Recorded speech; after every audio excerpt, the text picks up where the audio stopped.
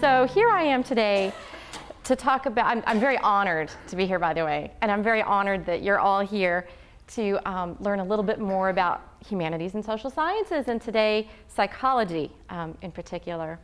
And what I'm going to be talking about is one of my areas of research. It's the oldest area of research that I've been working on. Started this about a decade ago, quite literally, and it took 10 years to get it finally, the big paper published in the Journal of Family Psychology. And so that's where you'll find a lot of this written up. And I've tried to make it broader than that, though. So I'm not going to talk just about the research project, but also some of the clinical and research literature out there about forgiveness. What do we know about what it is and what it isn't, and some of the implications of that knowledge. So I hope you'll be able to take away something useful, and if not, forgive me. Okay. So when it finally dawned on me that I had not looked up forgive in the dictionary, so I threw this in. According to Merriam-Webster online, forgive is exactly what you would think. To forgive is to give up resentment of or claim to requital for. That's confusing when you say it out loud. To grant relief from payment of, or to cease to feel resentment against an offender, or to pardon. And that's very close to how the field of psychology defines forgiveness. It's close to probably what you think about forgiveness in terms of, religious faith, or where else those other places where you've learned about forgiveness in your experience. I like to look to famous people and what they say when I'm trying to explain something. So I've taken some quotes to try to illustrate the principles that I'll be talking about today. Gandhi once said, "The weak can never forgive. Forgiveness is the attribute of the strong." And that implies that it's more involved than we think that it is. It's more difficult to do. Mother Teresa said, "If we really want to love, we must learn how to forgive," implying that forgiveness is something we're probably going to have to do. Okay. Those of us who are familiar with the Bible have also read about forgiveness there, and what the writers and Jesus himself are quoted as saying, "Forgive us our debts as we forgive our debtors." In these economic times, we really wish people would. Peter asked, "Lord, how many times shall I forgive my brother when he sins against me? Up to 7 times? Jesus answered, "I tell you, not 7 times, but 77 times.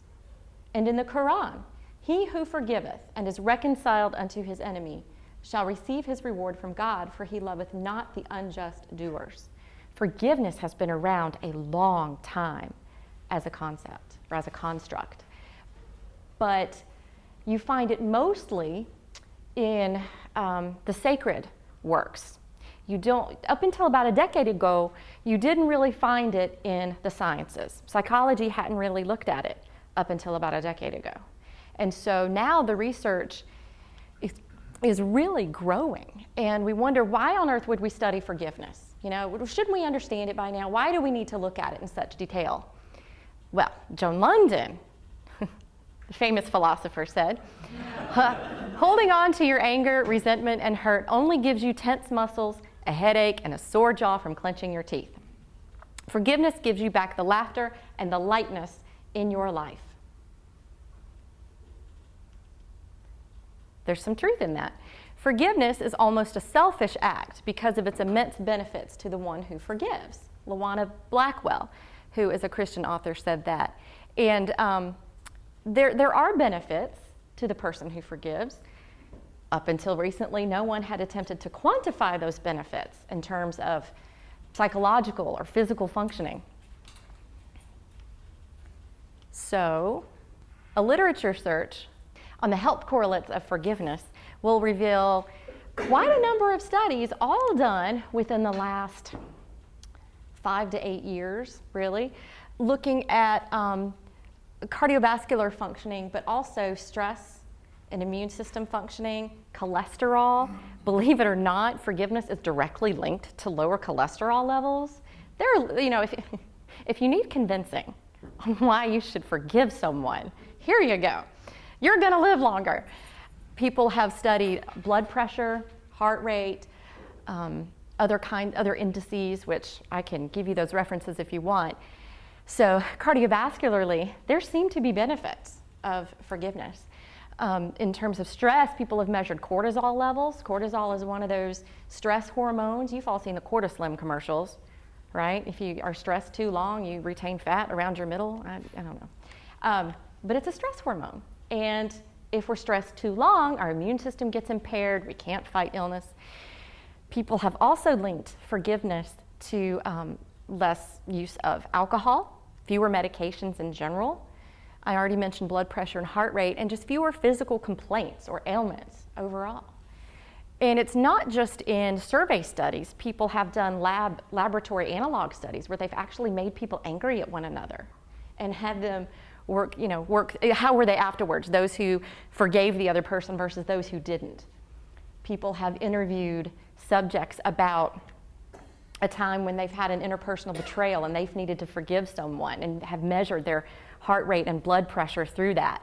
People who have not yet forgiven or say they've forgiven but haven't quite worked through it tend to stay elevated on those measures. Various paradigms have been used, and they all seem to point to the fact that forgiveness is a healthy thing to do.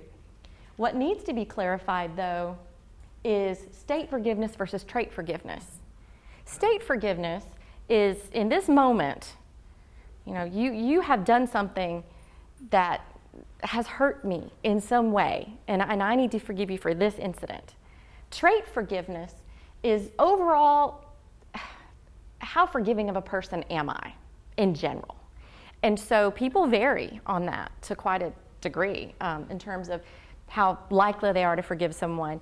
But it also varies incident per incident, that state forgiveness measure. So there needs to be some clarification about what exactly are we looking at. Are we looking at forgiveness for a particular incident, or are we looking at someone's general personality, how likely they are to forgive someone? So those are both measures, well, not measures, but those are both constructs that have been measured in terms of these correlates right here. So these are one of the benefits. These are one type of benefit of forgiving. Back at the University of Tennessee, where I began this research, we started wondering if forgiveness has effects that ripple throughout the family system. So not just is it going to help me individually, but is it going to help my relationship? Is it going to help my family? Is it going to help my children in some way? So we started conceptualizing it. First we called it widening circles. We were thinking, gosh, widening circles, like a ripple in a pond.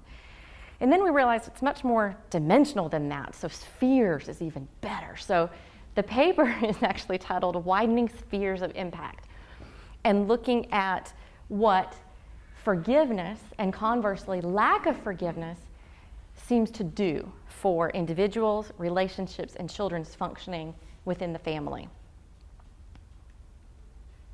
Another question that comes up in terms of clinical work is, should parents forgive one another for the sake of their children? If we know that it's a healthier thing for parents to work through these kinds of issues, should they simply, should that be their motivation? Would there be any good in that? It's just one of those questions that comes up, and we were hoping that maybe our research could shed some light on that question.